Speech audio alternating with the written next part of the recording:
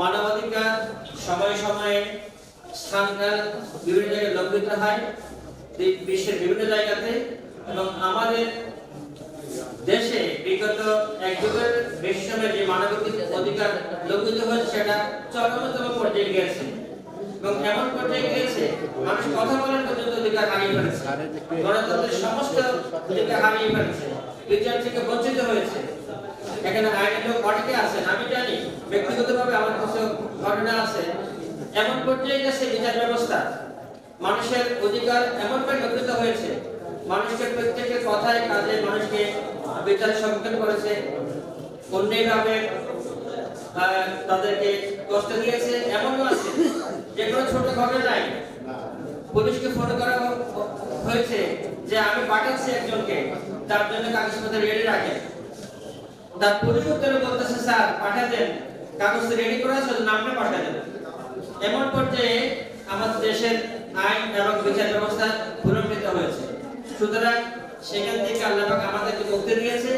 আমরা আশা করি, বিশ্বাস করি আমরা আমাদের অধিকার পুনরুদ্ধার করব। যেমনটি এইবারের স্লোগান প্রতিবাদ সমান অধিকার।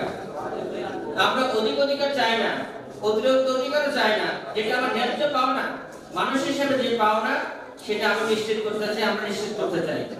আমি আশা করি, বিশ্বাস করি বর্তমান যে সরকার, এটা কোনো দলীয় সরকার নয়, এটা একটা ইন্টারিম সরকার।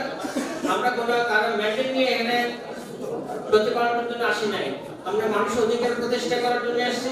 আমরা আশা করি, বিশ্বাস করি বর্তমান প্রশাসন আগে প্রশাসন থেকে শিক্ষা নেবে, মানুষের যে অধিকার লঙ্ঘিত হয়েছে, মানুষের যে পাওয়ার অধিকার, কথা বলার অধিকার, জীবনযাপন করার জন্য যে অধিকার, সেটা যতটুকু মানুষের সময় পর্যায়ে আনা উচিত। আমরা আশা করি বর্তমান সরকার মানুষের সকল মৌলিক অধিকার ফিরিয়ে দিবেন, মানুষের জীবনযাত্রাকে সহজ করবেন, এবং মানুষের জীবনযাত্রার জন্য আর ভবিষ্যতে আরো উন্নত হয় সে ব্যবস্থা করবেন। আমি আজকে যারা আয়োজন করেছেন, এক কথায় সকল আয়োজককে আমার অন্তর থেকে ধন্যবাদ জানাচ্ছি। সম্মানিত সভাপতি জনাব জেমস খান, জোরে একটা বড় তালি হবে।